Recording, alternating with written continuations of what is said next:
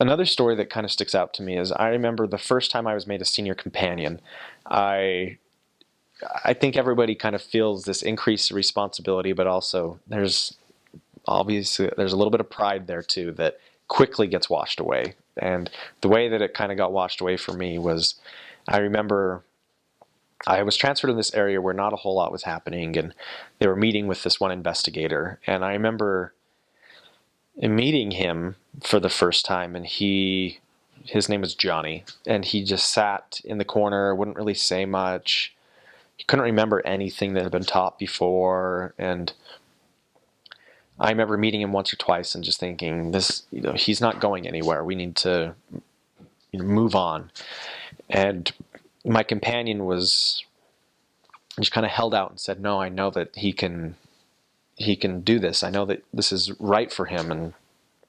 And so I remember we had kind of decided one day that this was going to be the last meeting. He said because he had never come to church, and they had been meeting with him for like 4 months, and then we had been meeting with him for like a few weeks too, and he still had never come to church. And so we just said, if he's not going to come to church, like, we're not going to meet with him anymore. And so this is kind of our last appointment. And I remember we met with him, and he just didn't know, couldn't remember anything.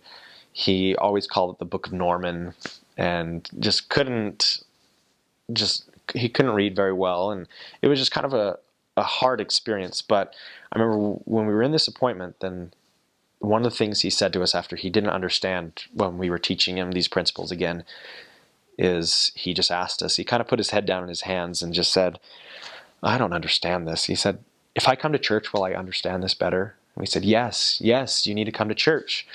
And we realized that we finally asked him, and he finally had trusted us enough to say that the reason why he hadn't come to church is because he didn't have clothes to come to church in. And so we gave him a white shirt, and we gave him one of our ties, and he had some nice pants. He had some black jeans that he wore, and he came to church.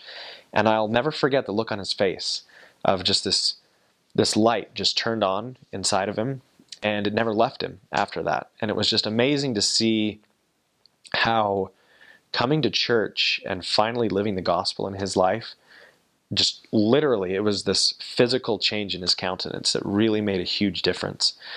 And he ended up getting baptized after a few exciting developments.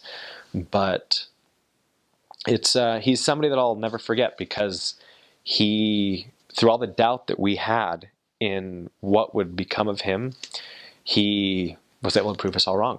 And he had that great spirit. And I haven't been able to keep in contact with him. He was kind of in a transient situation and left the area after that. But I, always hope that, I know that even if he's just kind of that soul that I know even if he makes mistakes, I don't, I trust in the Lord that he'll be taken care of.